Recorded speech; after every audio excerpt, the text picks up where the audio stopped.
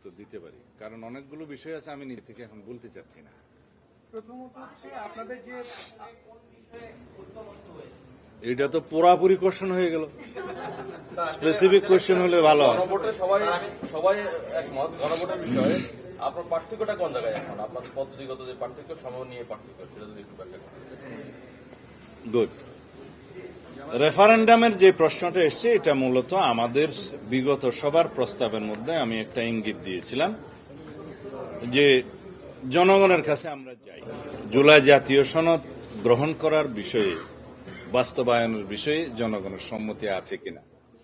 আমরা এটা একটা রাজনৈতিক সভা, এখানে আমরা সব ফ্যাসিবাদ বিরোধী জাতীয় ঐক্যের মাধ্যমে গঠিত সকল রাজনৈতিক দল এখানে আমরা আলোচনা করেছি, কিন্তু তারপরেও আমরা সকল রাজনৈতিক দল মিলে সমগ্র জনগোষ্ঠীকে রিপ্রেজেন্ট করি কিনা এটা একটা কোশ্চেন। তো সুতরাং সমগ্র জনগণের কাছে আমরা যদি এই সম্মতিটা নেই যে আমরা রাজনৈতিক দলসমূহ এইভাবে জুলাই জাতীয় সনদ আমরা স্বাক্ষর করেছি, অঙ্গীকারবদ্ধ হয়েছি, জনগণ তার পক্ষে আছে কিনা, তখনই হবে জনগণের পক্ষ থেকে এই জুলাই জাতীয় সনদ বাস্তবায়নের জন্য একটা চূড়ান্ত অভিমত এবং সার্বভৌম ক্ষমতার একটা রায়। তো সেই জন্য আমরা বলেছিলাম হ্যাঁ, জুলাই জাতীয় সনদকে পুরোপুরিভাবে যেভাবে আমরা ঐকমত্য হয়েছি উইথ নোট অফ ডিসেন্ট কিছু কিছু ক্ষেত্রে সেটা বাস্তবায়ন করতে নেক্সট পার্লামেন্টের সমস্ত সংসদ সদস্যগণ বাধ্য থাকবে যদি জনগণ তার পক্ষে রায় দেয়। তো সেই জন্য একই সংসদ নির্বাচনের দিনে একই দিনে আমরা আরেকটা আলাদা ব্যালটে সেই জুলাই জাতীয় সনদের পক্ষে জনরায়টা নেয়ার জন্য বলেছে, সেটাই রেফারেন্ডাম। এই রেফারেন্ডাম অনুষ্ঠানের জন্য আমাদেরকে কনস্টিটিউশনে কোনো অ্যামেন্ডমেন্ট আগে আনতে হবে না, সেই ব্যাখ্যাটা আমি আজকে দিয়েছি, আপনারা হয়তো ইতিমধ্যে শুনেছেন। কারণ রেফারেন্ডামের যে আর্টিকেল 142 যেটা 15th অ্যামেন্ডমেন্টের মধ্য দিয়ে ফ্যাসিস্ট আওয়ামী লীগ সরকার উড়িয়ে দিয়েছিল, সেইটা অলরেডি বাতিল হয়ে গেছে হাইকোর্টের রায়ের মধ্য দিয়ে, সেটা রিইনস্টেট হয়েছে এবং এই রায়টা এখনো বহাল আছে। সেটা যেহেতু এখনো অ্যাপিলেট ডিভিশনে কেউ আপিল করে নাই, এখন সেই 142-তে যে রেফারেন্ডামটা করতে হয় সেটা হচ্ছে কনস্টিটিউশনের কিছু আর্টিকেল এবং প্রিয়াম্বল সহ আর্টিকেল 848, 56 and 142 এগুলো অ্যামেন্ডমেন্ট করতে গেলে পরবর্তীতে প্রেসিডেন্টের স্বাক্ষরের আগে জনগণের কাছে আবার অনুমতি নিতে হয় রেফারেন্ডামের মধ্য দিয়ে। তা আমরা সেই আর্টিকেল 142-তে আরো 2টা আর্টিকেল ঢোকানোর জন্য প্রস্তাব করেছি, সেটা জুলাই সনদে আসবে। সেটা হচ্ছে তত্ত্বাবধায়ক সরকার সংশ্লিষ্ট 58 ক এবং ক 2 পরিচ্ছেদ।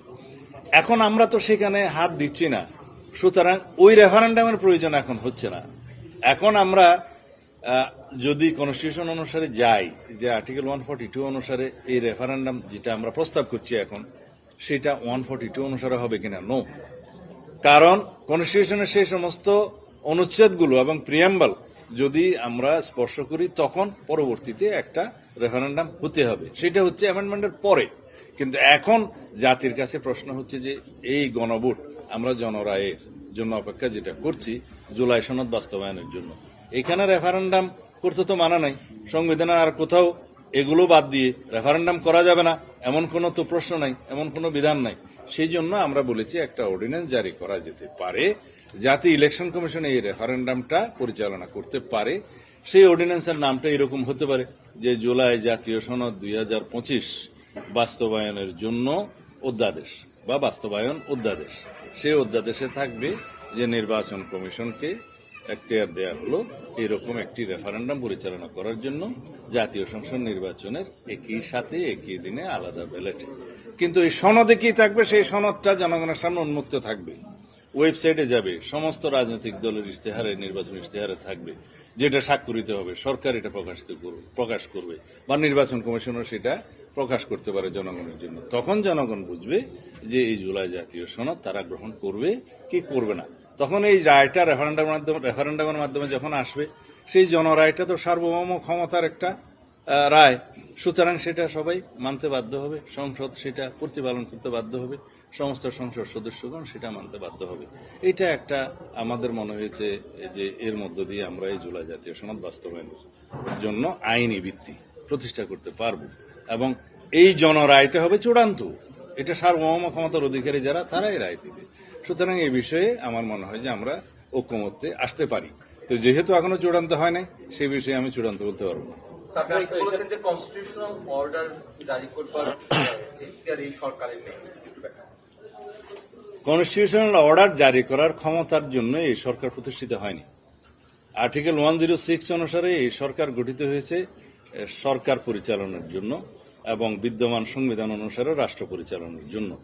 এখন কনস্টিটিউয়েন্ট পাওয়ার কার থাকে? কনস্টিটিউয়েন্ট পাওয়ার থাকে জনগণের।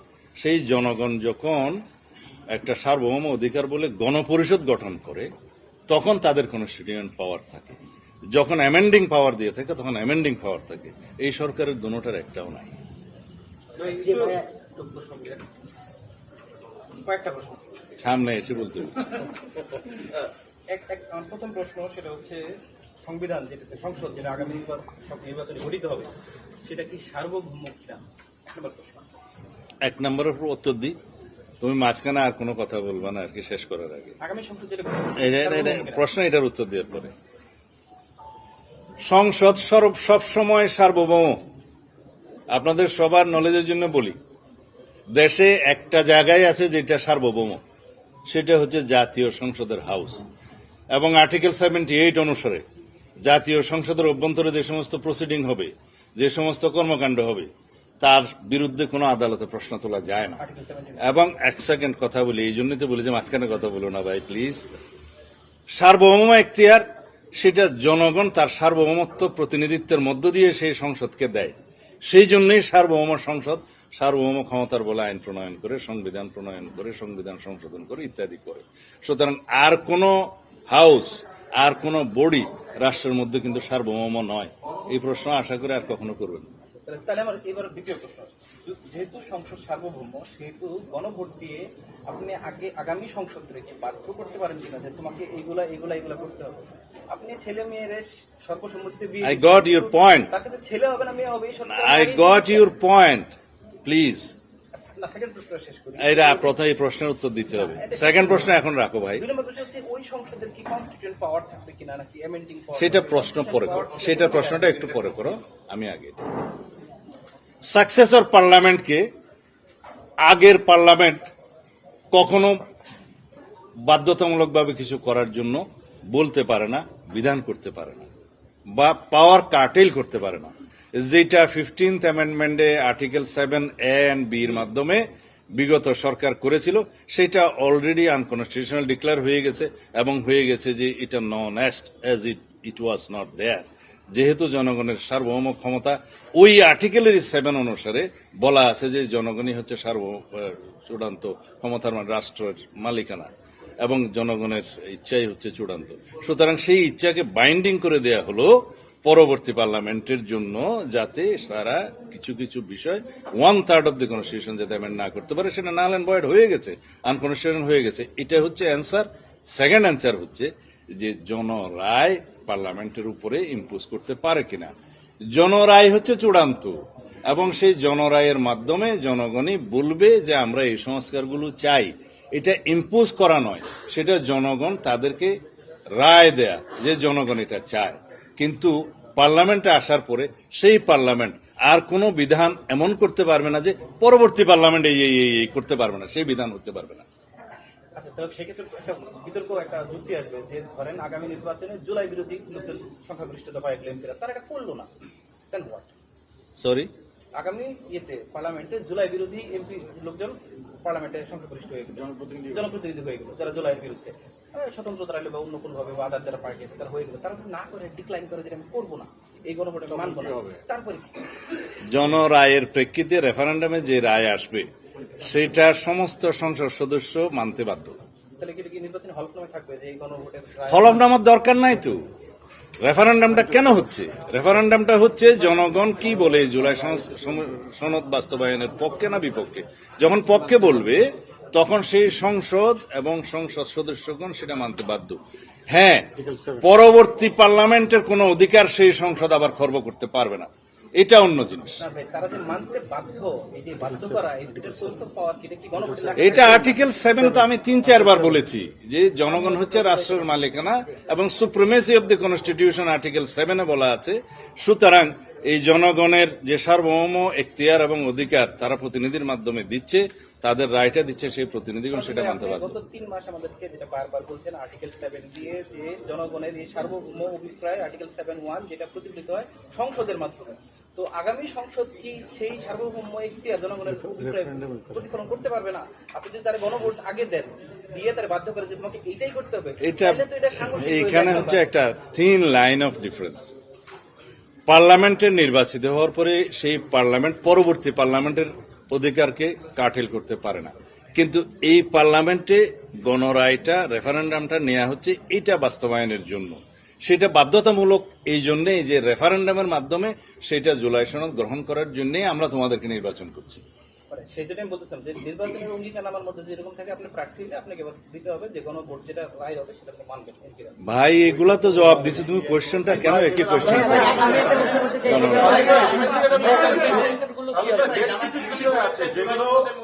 সবাই না, তা একজন একজন। সাদিম ভাই, আমি বাবু এটি বাংলা থেকে।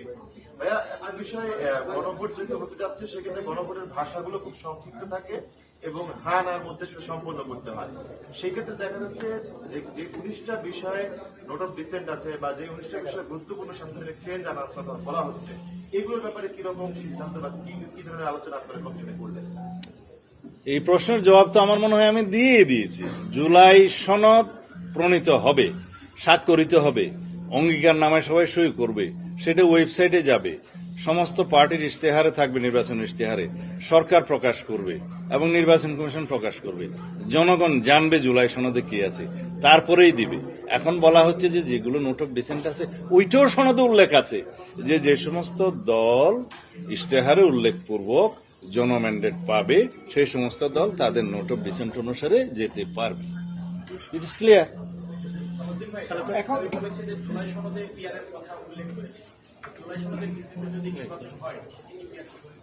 না, জুলাই সনদে পিআরের কথা বলা আছে, বাট সেই পিআরের গঠন প্রণালী সম্পর্কে আমাদের নোট অফ ডিসেন্ট আছে আর কারো কারো নোট অফ ডিসেন্ট আছে, সেটা তো অঙ্গীকার নামায় থাকবে যে যারা ম্যান্ডেট পাবে জুলাই সনদে তারা তাদের মতো করে যাবে। এখন জনগণ তো রায় দিবে সেই জুলাই সনদের বিষয়ে, স্পেসিফিক কোন একটা আইটেমের উপর তো না। আপনি সেকেন্ড আপনিও চেঞ্জ করতে করা লাগবে কোনো?